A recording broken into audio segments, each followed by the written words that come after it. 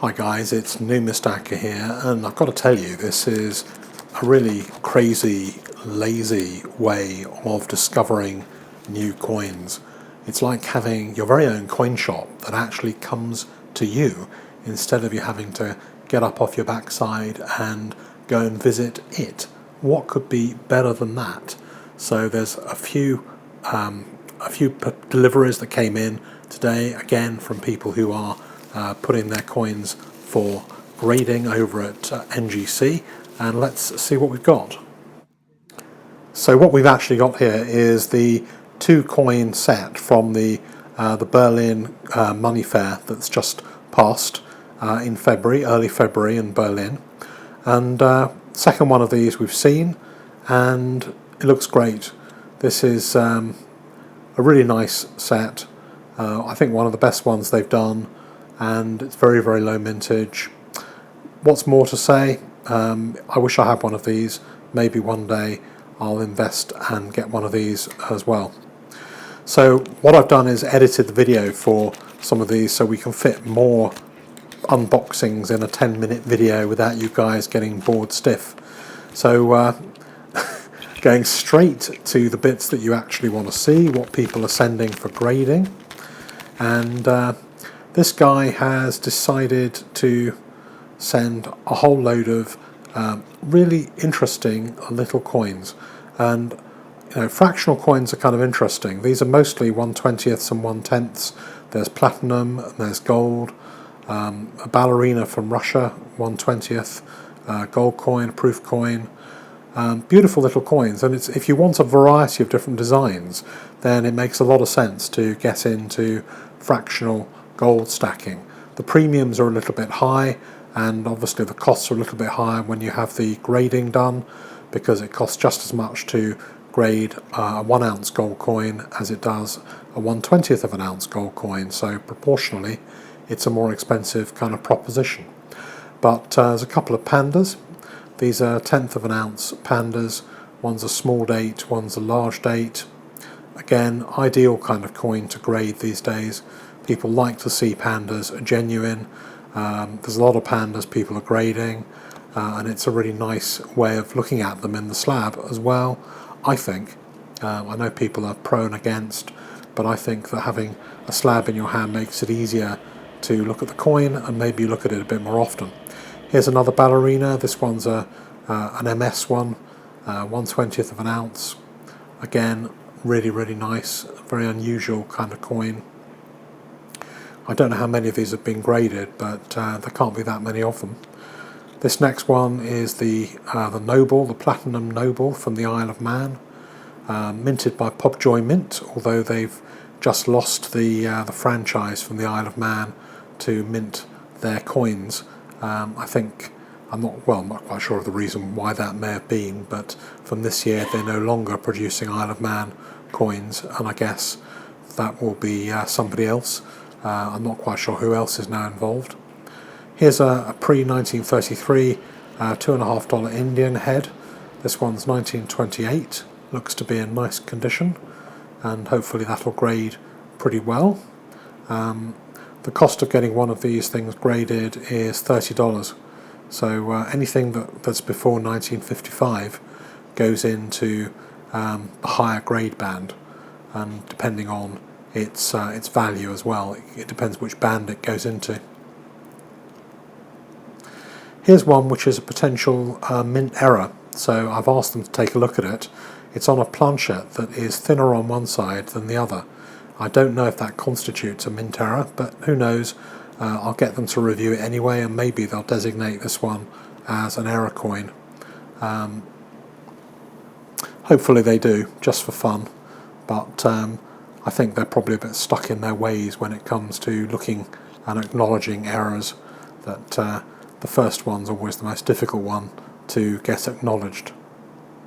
So great little coins from the Isle of Man, very, very attractive designs, and if you haven't been to the Isle of Man, it's stuck in the Irish Sea somewhere between Liverpool and Ireland. Tiny place, famous for the TT races and motorcyclists dying on very fast corners. Next up, we have another little delivery. Okay, well, Queen's head on one side, which kind of makes it British. And what do we have on the other side? Aha! It's the Lion of England, the first in the series of 10 Queen's Beasts coins. And then this next one is the Britannia. I've got these in gold. It's a really nice design. From memory, Susie Zammit, I think, is the designer of this. 2016 proof and the Lion proof. There's a lot of people who collect these really high quality British proofs, and it kind of works out when they haven't got spots on. There's been a few recently that have a few spotting problems. Even some of the big 5-ounce ones. I remember Losing Louis showing the 5-ounce proof beasts full of outrageous little spots. And so you pays your money and you takes your chance when it comes to British proof coins at the moment from the Royal Mint. Next up we have another English coin, and this one is the 2-ounce Griffin. This is actually a very, very fine coin for a bullion coin. I think this and the Lion are one of the nicest bullion coins we've ever produced in the UK. This one's in a very nice capsule. It's hard to find capsules the right size for these coins, and this one is really good. I think it'll grade pretty well. These things don't seem to get a 70 very often, because there's always some tiny little thing, like on the Queen's cheek, but hopefully it'll get a 69, and that'll be, even then, a pretty good turnout and worth grading to get a 69. So, what is next out of one of these very well padded and protected little packages?